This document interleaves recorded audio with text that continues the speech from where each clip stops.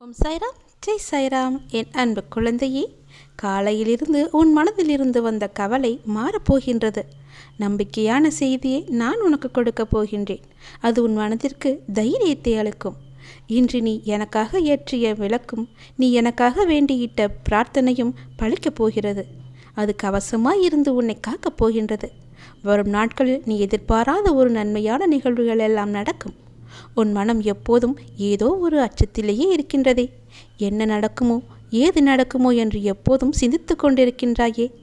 எந்தன் பார்வையில் நீ இருக்கும் பொழுது எல்லாமே உனக்கு நல்லதாகவே தானே நடக்கும். இனி நடக்கப் போகும் நிகழ்வுகள் அச்சத்தை போக்கும், உன் கவலையை தீர்க்கும். அதிகப்படியாக சிந்தித்து சிந்தித்து எதையும் போட்டு நீ குழப்பிக்கொள்ள வேண்டாம். நான் இருக்கின்றேன், நல்லது நடக்கும். என் அன்பு குழந்தைக்கு எல்லாவற்றையும் பார்த்து பார்த்து நான் செய்து கொண்டிருக்கின்றேன். கவலையின்றி நிம்மதியாக இரு.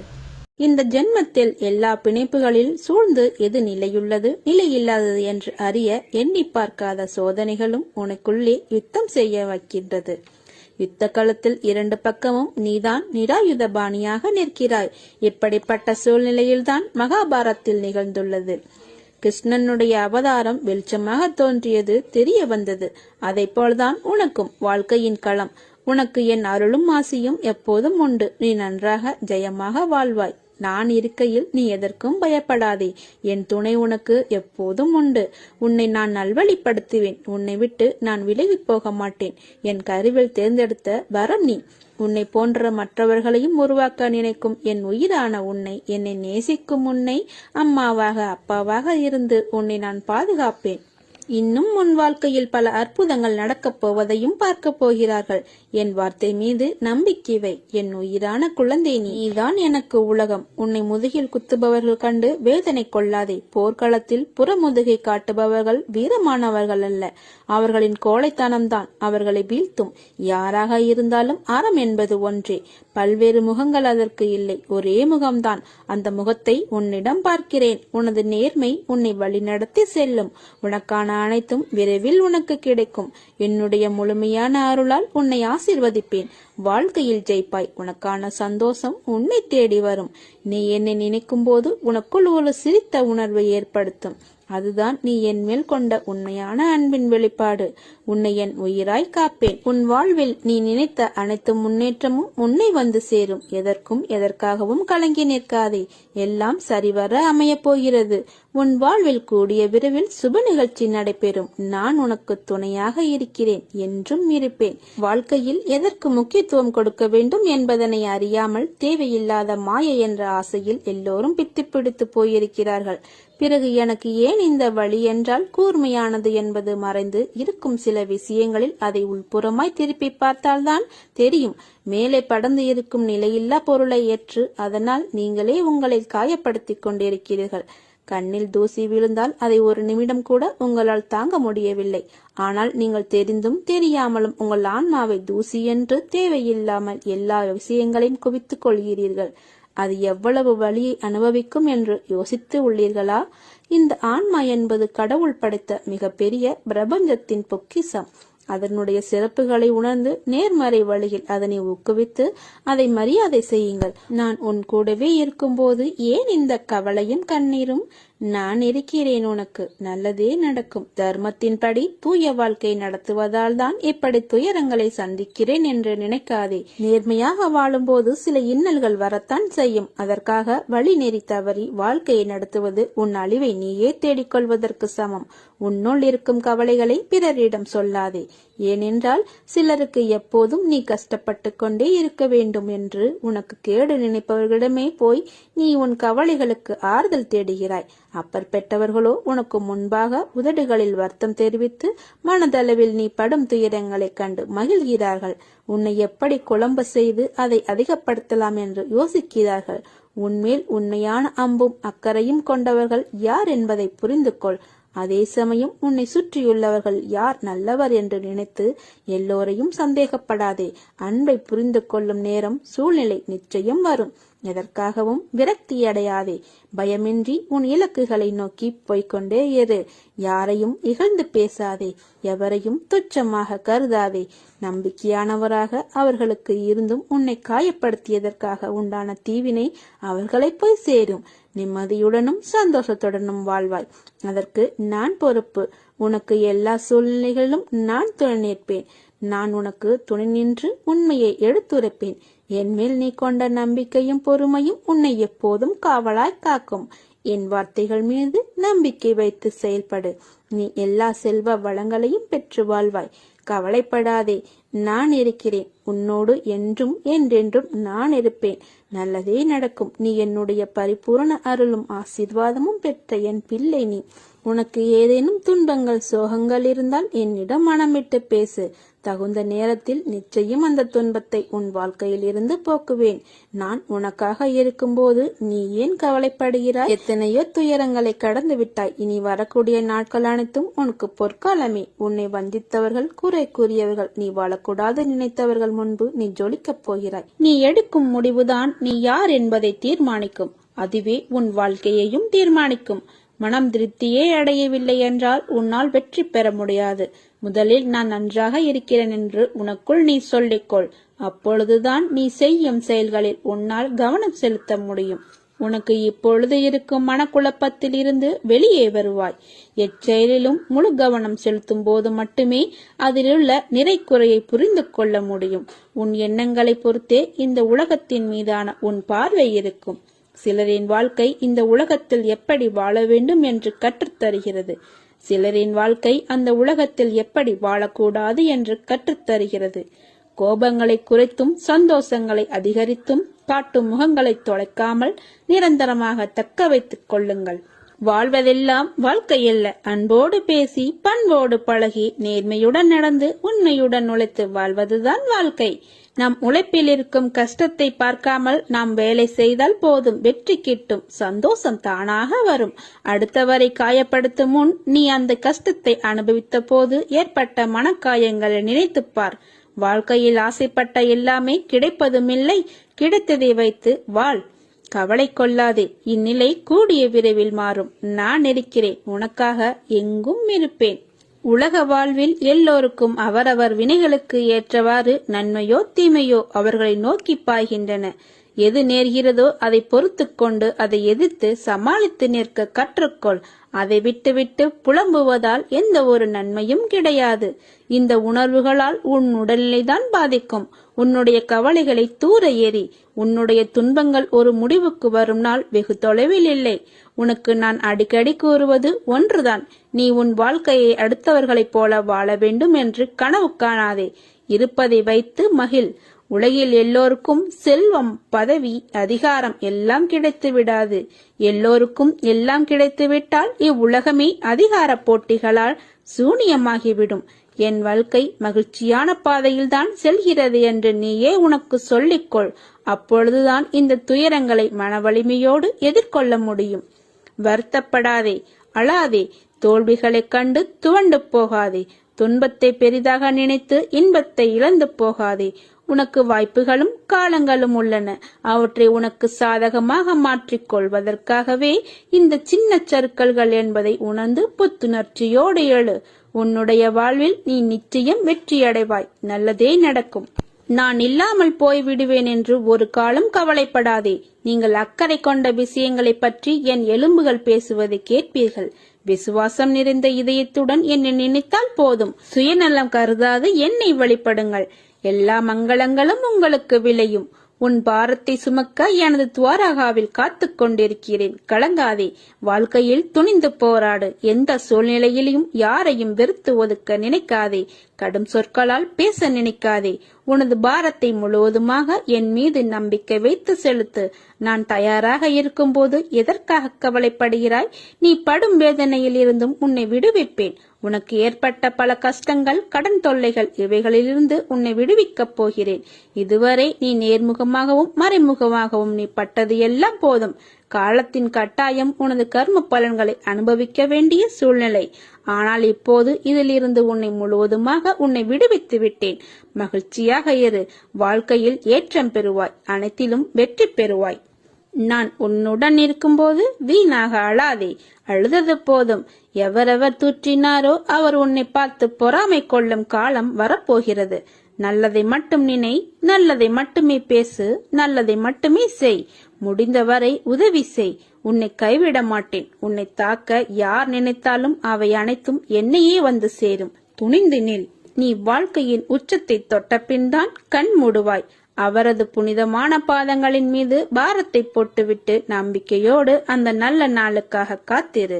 அது விரைவில் மிக பெரிய ஆசீர்வாதத்துடன் உன்னிடம் வந்து சேரும். எனக்கு மட்டும் ஏன் இந்த கஷ்டம், பலவித பிரச்சனைகள் சூழ்ந்து கொள்ள இரவு முழுவதும் அழுந்து புலம்புகிறேனே என்று சொல்லாதே.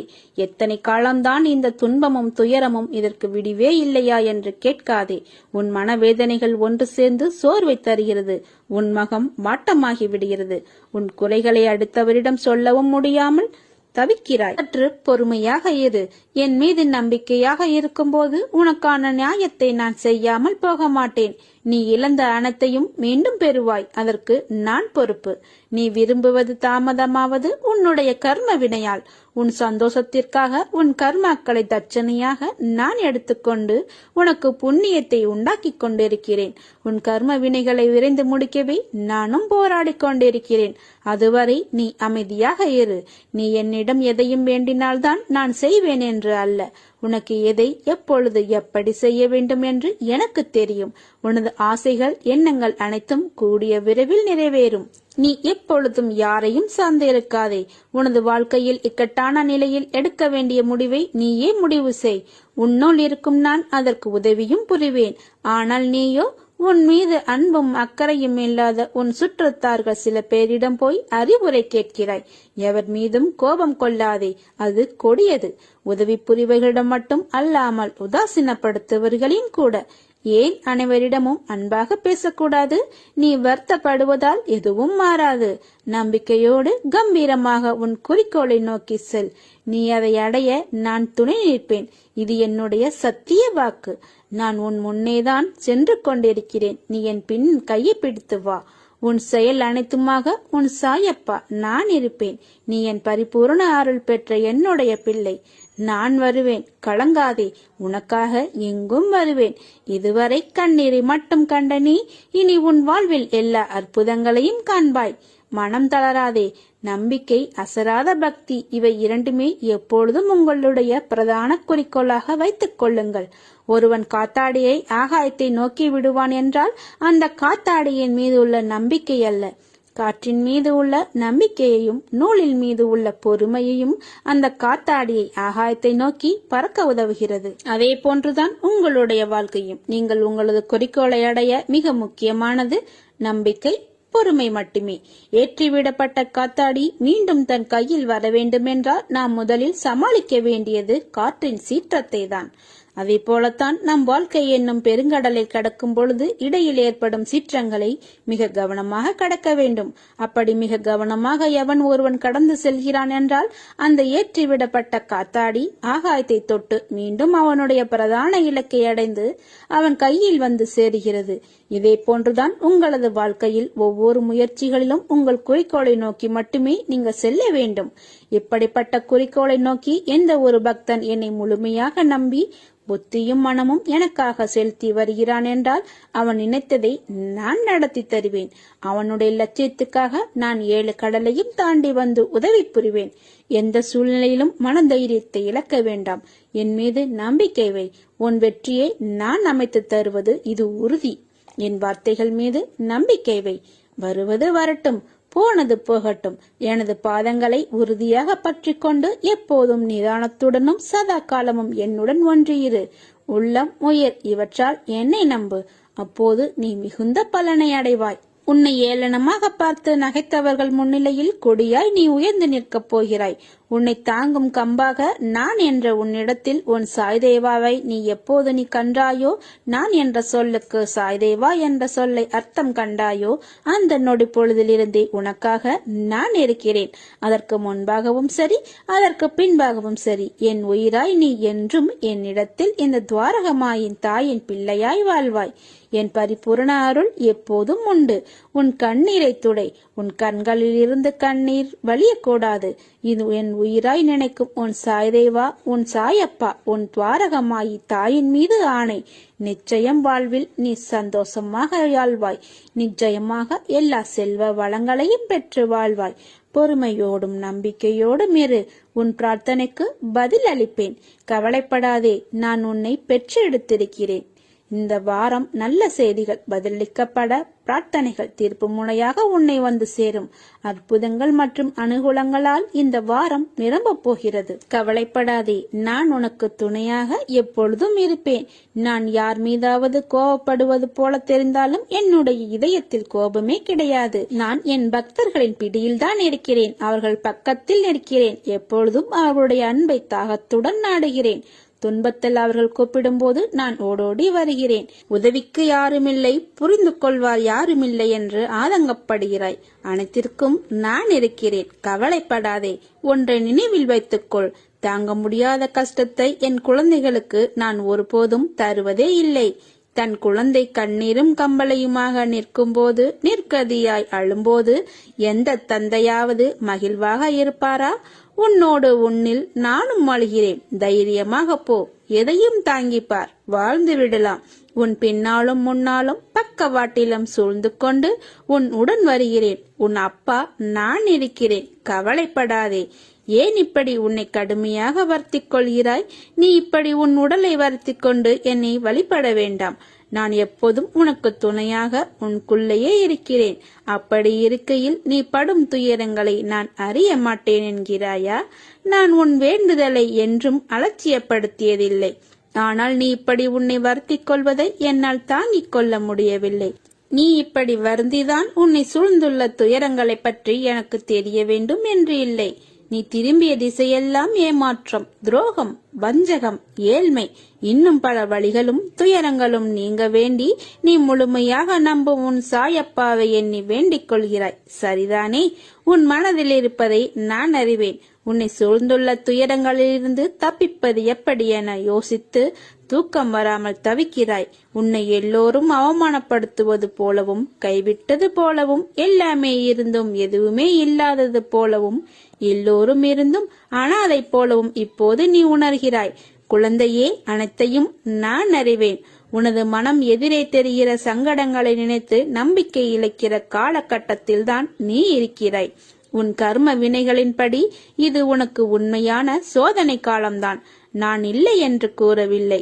ஆனால் உன் கர்ம வினைகளை அழித்து அதை உனக்கு சாதனை காலமாக மாற்றத்தான் நான் இங்கு போராடி கொண்டிருக்கிறேன். இன்னும் சிறிது காலத்திற்கு சங்கடங்களை சகித்துக்கொள்.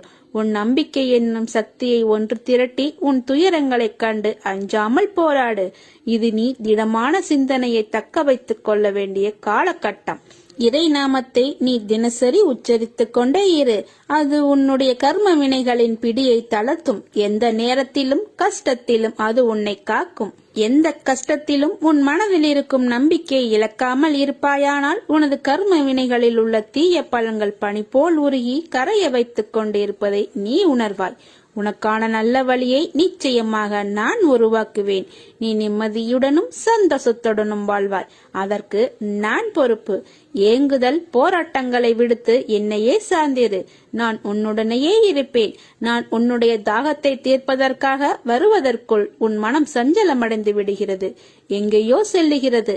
நான் உனக்காகவே இருக்கிறேன். பாரத்தை என் மேல் சுமத்து. சாந்தி ஏற்படும். என்னையே சார்ந்திரு. நல்லது நடக்கும். வாழ்க்கையில் உனக்கு ஏன் தைரியம் என்பது இல்லாமல் எதற்கெடுத்தாலும் இப்படி புலம்பிக் கொண்டே இருக்கிறாய்? எதற்கெடுத்தாலும் பயம், எதற்கெடுத்தாலும் இது அப்படியாகிவிடுமோ என்ற எதிர்மறை எண்ணம், அது உன்னை தடுமாற வைக்கிறது. பின்னே எடுக்கும் அடி தவறு இல்லை. ஆனால் அது விவேகமிக்க பின்னடிகள் என்றால் அதில் உன் சாதுரியம் இருக்கிறது என்று நான் பெருமைப்படுவேன். ஆனால் நீயோ உன்னால் முடியும் என்ற விஷயத்தில் பயந்து தயங்கி இது வராது என்ற பின்னே செல்கிறாய். அப்போது உன் தலையில் ஒரு கொட்டு வைக்கலாம் என்று நான் நினைக்கிறேன். ஏன் சாதிக்கும் என்ற எண்ணத்தை உனக்குள்ளே ஒளிமறைத்து வைத்திருக்கிறாய்? ஒளியை வெளி கண்களுக்கு படாமல் மறைத்து வைக்க முடியாது. அது உள்ளே எரிந்து கொண்டு இருந்தால்தான் அதன் புகைச்சல் தான் உன் மன அழுத்தம். உன் உள்ளே இருக்கும் ஒளி என்பது பேரொளியாய் வெளியில் சுடராக எரிய வேண்டும். அதை உனக்கு நான் உன் சாய்றைவா செய்வேன். அங்கு வெளிச்சத்தின் வெளிச்சமாய் நீ இருக்கவே சிறு சிறு இரட்டுகள். அதில் உனக்கு பாதிப்பு இல்லாமல் காப்பாற்றுவேன். மனவேதனை அடையாதே. நீ என் மடியில் அமர்ந்திருக்கும் என்னுடைய பிள்ளை. உன் தலையில் மகுடத்தை சூடுவேன். இது என் சத்திய வாக்கு. உன் கண்களுக்கு தெரியவில்லை என்பதனால் உன்னை விட்டு நான் தூரமாய் நிற்கிறேன் என்று நினைக்கிறாய். உன் அழுகை பார்த்துவிட்டு எப்படி நான் அப்படி நிற்பேன்? என்னுடைய உயிர் அல்லவா நீ? உன் துன்பங்கள் நிலை இல்லாத ஒன்று, ஆனால் அது தொடர்கின்றது என்று வருந்தாதே. வாழ்க்கை பாடம் அனுபவத்திலும் துன்பத்திலும் தான் பெறப்படுகிறது. நீ உன்னுடைய துன்பமான காலங்களை கூட புன்னகையுடன் தளராத நம்பிக்கையுடனும் எதிர்கொண்டு பார். உனது துயரங்கள் அனைத்தும் காணாமல் போகும். நான் அமைதியாக இருக்கிறேன் என்று என்னை நினைத்து நீ கோபப்படுவது சரிதான். அமைதியாகத்தான் உள்ளேன். உன் கர்மாவை மாயையின் விளையாட்டிலிருந்து காப்பாற்ற நான் உனக்காக எப்போதும் எல்லா ரூபத்திலும் இருப்பேன். உன் வாழ்க்கையில் உன்னை ஆளும் மிக பெரிய விஷயம் உன் மனமும் புத்தியும் தான். உன் மனமானது சஞ்சலமில்லாமலும் புத்தி நல்லவையை நாடுதல் இவைகள்தான். உன் வாழ்க்கையை நேரமானது ஆளும்போது உன் பாதை என்னவென்று அதில் நீ எப்படி பயணிக்க வேண்டும் என்றும் உனக்கு புரியும். உன் புத்தியும் மனமும் உனக்கான நல்ல நேரத்தை தீர்மானிக்கும். இதுவே மாயை விதி சூழ்ந்துவிட்டால் அவற்றால் உன் மனமும் புத்தியும் அகப்பட்டு கொண்டிருக்கும். அதுவே உனக்கான நேரத்தை எதிர்மறையாய் தீர்மானிக்கும். உன்னுடைய முடிவுகள் தான் உன் வாழ்க்கையில் இடம்பெறும் இன்பமும் துன்பமும் எல்லாம் உன் கையில்தான் உள்ளது. நான் பார்த்துக் கொள்கிறேன். நீ என்னுடைய பிள்ளை. உன் கர்மாவை ஒழிப்பது என்னுடைய கடமை. நல்லதே நடக்கும்.